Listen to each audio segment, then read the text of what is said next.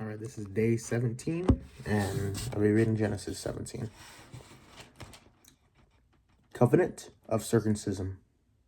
When Abram was 99 years old, the Lord appeared to Abram and said, I am God the Almighty. Walk in my presence and be blameless. Between you and me I will establish my covenant, and I will multiply you exceedingly.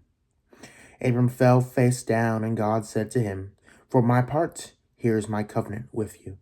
You are to become the father of the multitude of nations. No longer will you be called Abram. Your name will be Abraham. For I am making you the father of multitude of nations.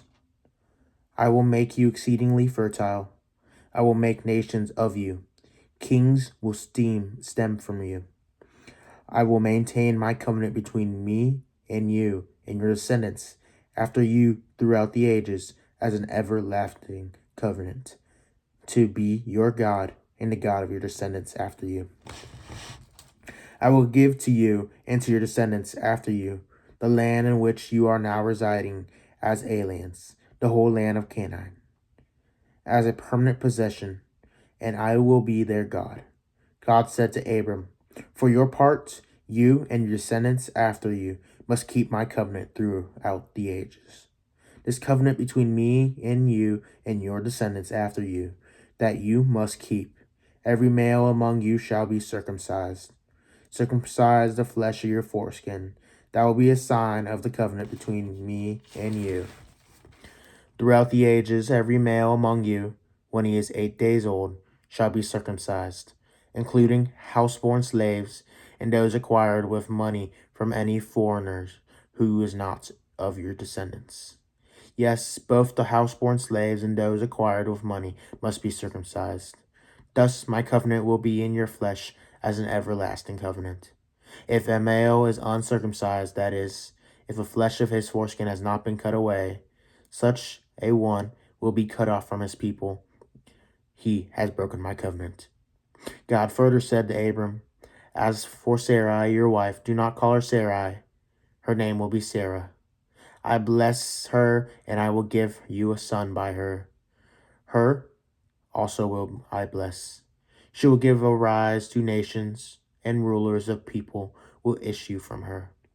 Abraham fell down and laughed as he said to himself, Can a child be born to a man who is 100 years old?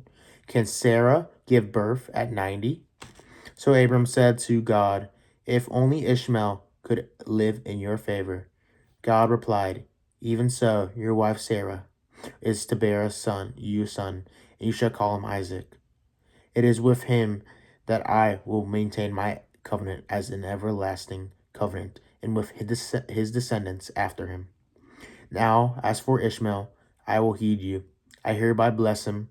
I will make him fertile and will multiply him exceedingly. He will become the father of 12 chieftains, and I will make of him a great nation. But my covenant I will maintain with Isaac, who Sarah shall bear to you by the time next year. When he had finished speaking with Abraham, God departed from him. Then God took his son Ishmael and all his slaves, whether born in his house or acquired with money, every male among the members of Abraham's household, and he circumcised the flesh of their foreskin on that same day, as God had told him to do so. Abraham was 99 years old when the flesh of his foreskin was circumcised, and his son was 13 years old when the flesh of his foreskin was circumcised. Thus on the same day Abraham and his son Ishmael were circumcised, and all the male of his household, including the slaves born in his house or acquired with his money from foreigners, were circumcised with him. All right, that's it.